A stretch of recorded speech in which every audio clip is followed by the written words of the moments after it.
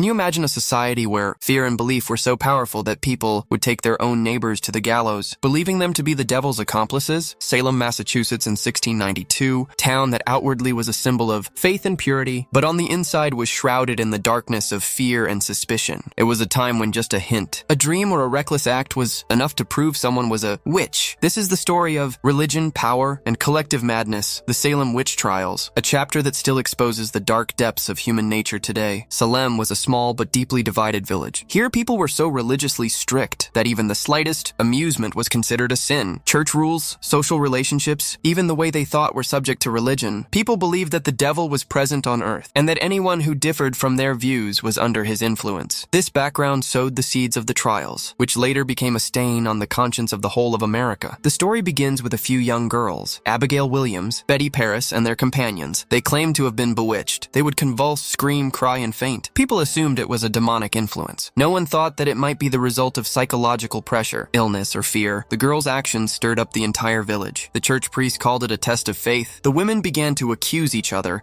The men began to doubt their wives. It seemed as if a shadow of some blind force had fallen over the entire village. And then came the first accused, Tituba. Tituba was a slave woman of African or Caribbean origin who worked in the household of Reverend Paris. When the girls said that he had bewitched them, he had no room for denial. Under the influence of fear, coercion, and violence, he confessed that yes, he had spoken to the devil. This confession was like pouring fuel on a burning fire. Now everyone felt that the devil had really come into Salem. Then came a storm of accusations. Abigail Williams accused her neighbor. Someone accused her aunt. Someone accused her friend. People were afraid that if they did not accuse, they might be suspected themselves. That is, it became necessary to sacrifice others to live. This was the moment when Salem lost its humanity. Courts were established, judges were appointed, and regular trials called witchcraft trials began. But this was not justice, but a game of revenge and fear. Dreams, signs, and hearsay were accepted instead of evidence. There was no defense lawyer, no fair hearing. Those who entered the court often came out only as corpses. The most prominent name in these cases was Judge Hathorne. He was a man who considered himself a representative of God. According to him, every accused was actually a sinner. Unless he confessed to his witchcraft, he would have a prayer read in court and then pronounce the sentence. This contradiction was the tragedy of Salem's story. The line between faith and justice had blurred. Fear reigned in the streets of Salem. No one trusted anyone. Neighbor turned against neighbor, husband against wife, teacher against student. Church doors became doors of doubt, not salvation. And every Sunday during the sermon, people were reminded that the devil is among you. One day someone accused an old woman of making a cow sick. Another day a girl said that in a dream she saw her neighbor with the devil. The accusations were so strange and weak that someone today might laugh. But at that time, this evidence was enough to take someone's life. This was not justice, but the punishment of a collective delusion. Many of the women accused had weak social status. Often they were widows, poor, or lonely. They were suspicious to Salem's male society because they were different. Their autonomy was considered a threat, their silence a sin, and on this basis they were declared witches. These cases were not limited to women. Many men, even respected members of the church, were caught up in it. Now the matter had become more powerful than the devil. Whoever was complained against was buried alive. Whoever made the accusation was safe, at least temporarily. The judges in Salem were those who knew how to sell fear. Each accusation was a new opportunity for the court to increase its power. Church leaders spread fear in the name of religion, and the people blindly followed. It became a system where fear, not faith, ruled. And this fear became the basis of mass hysteria. Over time, the number of cases increased. In a few months, dozens of arrests were made and more than 20 people were hanged. Prayer and screams could now be heard in the air of Salem. This was the moment when humanity was massacred in the name of religion, but people believed that they were the guardians of goodness. Was it faith or the deception of fear? Was the devil present in these courts or just human weaknesses? This question still stings American history because these cases brought shame to an entire nation. And this feeling later became the basis for the religious freedom movements. Now let's turn to the characters who shaped this story. Abigail Williams, a young girl, but a possessor of terrible power. Her words became testimony in court. Anyone she pointed a finger at would be in jail the next day. Her youth and innocent face assured everyone that she could not lie. Betty Paris, the pastor's daughter, another central character. Her seizures, screams, and claims became a signal from God to the people of Salem. No one could understand whether it was a psychological disorder or simply the result of fear. But each of her words brought about a new death. This was the most dangerous form of mass psychology, when a lie becomes faith. Tituba, Abigail, Betty, three names, but their impact changed history. These were the characters who turned Salem into a mass insane asylum. Their actions and confessions erased all boundaries between religion, justice, and reason. People claimed to see the devil on earth, and perhaps for the first time, humans accepted the truth of their own fears. Judge Hathorne, Judge Sewall, and Deputy Governor Stoughton, these were the people who gave legal legitimacy legitimacy to these cases. Their decisions were not based on religion, but on power. They spoke in the name of God, but they punished for their own power. For them, every confession was their victory, and every death the victory of their faith. When the first execution was carried out, the whole of Salem held its breath. People thought that perhaps now the influence of Satan would end, but it did not happen. After each execution, new accusations would come forward. It was as if the blood increased the fear instead of reducing it. Now crowds began to gather outside the courts. People came to see the witches as if it were a spectacle. This cruelty had now become part of worship. For the public, it was a game, but for the accused, a death sentence. This was the moment when faith collided with humanity. An old farmer, Giles Corey, refused to admit guilt before the court. When pressed, he said, "God knows I am innocent." He was crushed under stones and killed so that he would confess, but he remained silent until his body broke. His last words were, "More weight." This sentence has become an echo in the history of Salem. Giles Corey, by his silence, questioned the faith of all of them. Were they really fighting against the devil or against their own conscience? But by then it was too late. Salem's justice had been drenched in blood. Salem's children saw their mothers burned. Husbands saw their wives hanged. It became a tragedy that was told for generations. But the amazing thing was that the people still believed they were doing a good deed. This was the most dangerous form of human nature, when cruelty becomes goodness. And that was the real story of Salem. Time passed, but consciences were slow to awaken. Some clergymen began to speak out that perhaps it had all been wrong. Judge Sewall stood in court and apologized, but those tears did not bring those souls back. Salem became a lesson that when fear becomes faith, justice dies. By the beginning of 1693, the atmosphere in Salem had become suffocating. The people were now exhausted. Every day a new accusation, a new arrest, and a new death. Fear had now turned to faith, but in some corner of the conscience, questions were beginning to arise. Some people said, if everyone is a witch, then who is good? This question began to challenge the faith of all of Salem. Then one day, Governor Phipps intervened. He realized that the courts had overstepped their bounds. He dissolved the court of Oyer and Terminer, the court that was responsible for all these punishments. This decision was like the first ray of light for Salem, but by then 20 people had been hanged, and many were rotting in prison. When the execution stopped, a silence fell over Salem. It was the silence you feel in a cemetery. People began to walk around with their eyes downcast. Those who had been the guardians of virtue yesterday began to look like repentant criminals today. Salem's fear had now turned into remorse. There is hardly any event in human history that is more instructive. These cases remind us that when faith prevails over reason, justice is buried. These courts made tyranny law in the name of religion, and this was the greatest tragedy of Salem. This was not just a story of witches, but a story of the defeat of human conscience. Now, historians analyze this period. Some call it mass hysteria, others political manipulation. Some believe that religious rigor turned human fear into a dangerous weapon, and according to others, it was a psychological disorder that spread on a collective level. That is, Salem was not just a village, but a mirror of the depths of the human mind. Modern researchers say that these girls' actions were probably a symptom of mental stress or fit disorder. Some even said that the ergot fungus created illusions in them. That is, perhaps the devil was actually a toxic influence. But the truth is that it was not only related to physical, but also to mental illness. In a society that feared questioning, truth died there. After Salem, American society gradually began to learn its lesson. The concept of separating church and state was strengthened. People understood that if faith prevailed over justice, then tyranny was inevitable. This was the moment from which the seeds of religious freedom were sown. Salem's wound became the basis of justice in the American Constitution. Now, if you go to Salem, there is a monument there, the Salem Witch Trials Memorial. Each stone has a name, a date, and a few last words engraved on it. These words are not a scream, but a silent protest. A woman writes, "I am innocent," and that truth still resonates from the stones today. This monument is not just a mistake of the past, but a warning. It shows that when a person calls his fear faith, cruelty becomes sacred. Salem reminds us that not every system that wears the cloak of goodness is necessarily just. Sometimes the devil also sits in the judgment seat, and it is not difficult to recognize him if we dare to ask. But have we learned this lesson? Have we really come out of this era? In today's era, the word witchcraft may have disappeared, but words like traitor, infidel, enemy are still alive. The same shadow of Salem is still present in every society. It's just that the throne has now been replaced by social media. One post, one video, or one rumor, and anyone can be declared the devil today. People do not do research, they just pass judgment. This same spirit of Salem is still alive among us today. The only difference is that today the courts are virtual, but hysteria is real. Fear is still a profitable business. At the time of Salem, religion sold fear. Today the media sells it, and those who believed lies were called believers. Today they are trendsetters. The